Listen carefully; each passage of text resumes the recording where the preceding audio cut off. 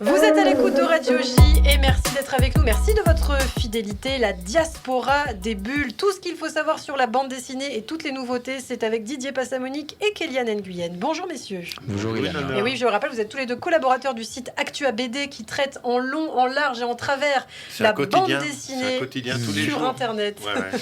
Alors on va commencer par vous Kéliane. Aujourd'hui, vous nous apportez un nouveau livre jeunesse, Picsou et le dragon de Glasgow.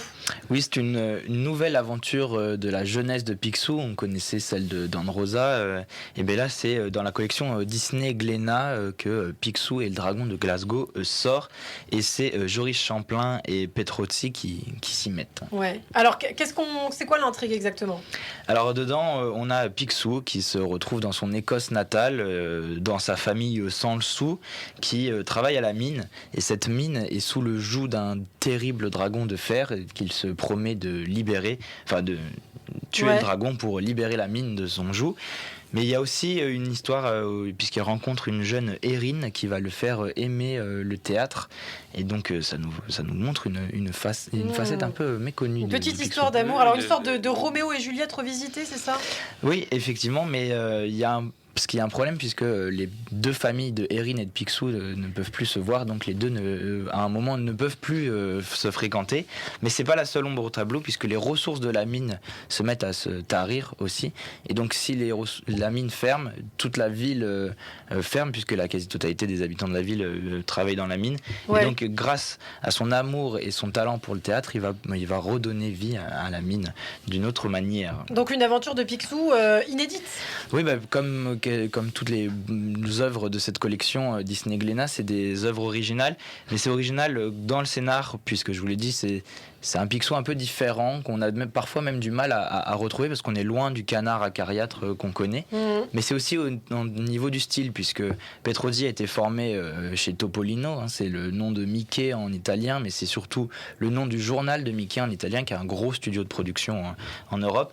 Mais il se détache du style classique, il fait un style beaucoup plus rond, et ce qui donne une création complètement originale pour les 75 ans de Picsou. Eh bien, ça s'appelle Picsou et le dragon de Glasgow par Joris Champlain et Fabrizio Petrozzi aux éditions Glénat. Si vous souhaitez vous le procurer. Merci beaucoup Kéliane. Alors à présent, à vous Didier. Alors c'est encore une énième variation de Spirou. Oui, on parle beaucoup de Spirou en ce moment. Après Émile Bravo et la Shoah, puisqu'il y a une exposition mémoriale de la Shoah en ce moment. Mais cette fois par Jules, vous nous présentez qui fait Lucky Luke, je crois. Mais oui, il fait Lucky Luke et puis de temps en temps il fait No Good, mais surtout il fait 50 nuances de Greg ou Silex in the City.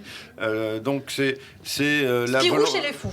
C'est Spirou chez les fous. C'est la volonté de Dupuis de faire un Spirou verse, un peu comme il y a un Marvel verse. Et donc Jules est le scénariste ici et Libon au dessin. Et puis ça au moins se mérite cet album, c'est qu'on est dans une double lecture qui fait que ça ravit le dessin par les enfants par son dessin clair et puis ces situations loufoques et puis les adultes ils trouvent des petites références et des clins d'œil réjouissants qui vont comme Astérix par exemple. Parfaitement. Et donc résumons l'intrigue tiens en une phrase Fantasio a disparu depuis 8 jours, Spirou évidemment s'en inquiète, que serait-il sans son faire-valoir, son sidekick comme on dit en anglais, nécessaire à sa contenance parce qu'il est assez transparent quand même Spirou. Ouais. Et il faut bien dire que c'est pas Spip qui peut l'aider à avoir de la personnalité. Et donc il se retrouve dans un hôpital sur la trace de Fantasio, et cet hôpital soigne des cas graves d'une épidémie qui semble avoir touché la France entière, jusqu'à Radio J d'ailleurs, une sorte de Covid foudroyant qui vous transforme le moindre clampin en un passionné de bande dessinée, mais pas du genre folie en honnête consommateur de BD ordinaire. Là, c'est carrément de la dinguerie. C'est ceux qui, vous voyez, qui se rendent chaque année à Angoulême, déguisés en personnages de BD. Enfin, vous voyez de qui je parle. Bien sûr. Alors, tous les amateurs de la BD, à la fin du mois de janvier, seront au rendez-vous, comme vous, Didier, finalement. Ben oui, il y a un peu de ça, on retrouve dans cette histoire l'esprit bouffon, un peu goscinien de Jules, le scénariste donc de Lucky Luke, et ponctuellement d'Is No Good, mais on peut dire que grâce au dessin de Libon, on a une histoire pour enfants avec une double détente et qui va séduire tous les aficionados, les vieux comme les jeunes, du groom carolo-régien. Carolo-régien, c'est les habitants de Charleroi, ça vient de Charleroi-Spirou. Et donc, réussir à réunir ces deux publics, c'est un petit miracle. Eh bien, ça s'appelle Spirou chez les fous et c'est publié aux éditions Dupuis, Absolument. les fameuses éditions. Eh bien, merci beaucoup Didier Passamonique, merci Kéliane. On se retrouvera demain matin sur Radio J. À demain, Ilana.